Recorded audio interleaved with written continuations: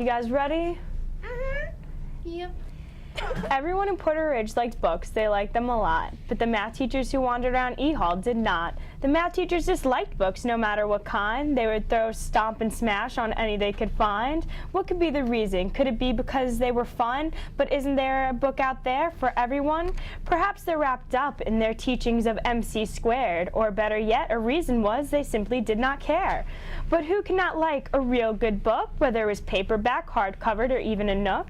Well, whatever the reason, I cannot be sure, but reading is knowledge with words so pure. Reading Across America Day was drawing near, and the math teachers in E Hall cringed in fear.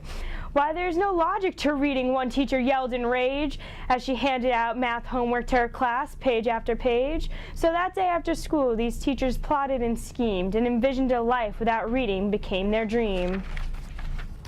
No more Shakespeare, they yelled, or Edgar Allan Poe. Math is the only thing these kids need to know. Let's get rid of the books. They all cheered. We'll get rid of them all. We'll sneak into the school and do it by nightfall. So the math teachers jumped down the chimney and down they would go. They slithered and slid on the floor below.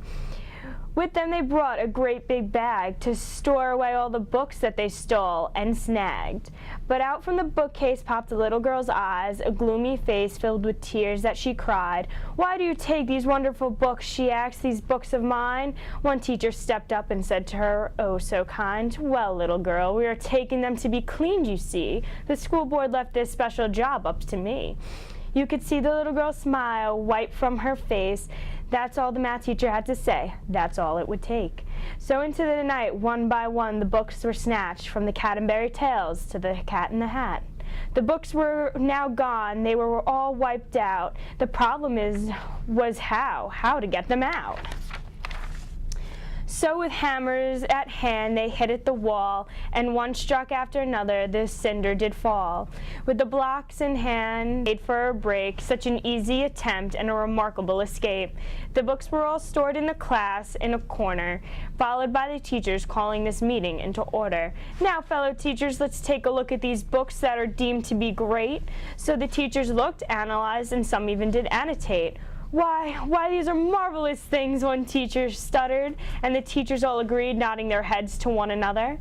"Why did we do such a treacherous thing? Look at all the joy and happiness these books can bring." The teachers grabbed the bag along with their trinkets and tools, making sure not to miss one book, and returned them all to the school. One after another, the books were put back, from the Cadbury Tales to the Cat in the Hat. They saw the happiness in everyone's eyes, and on that day, the teachers' hearts grew double the size. There's always a moral to these stories. There's always a hook. It's to explore your imagination and read a good book.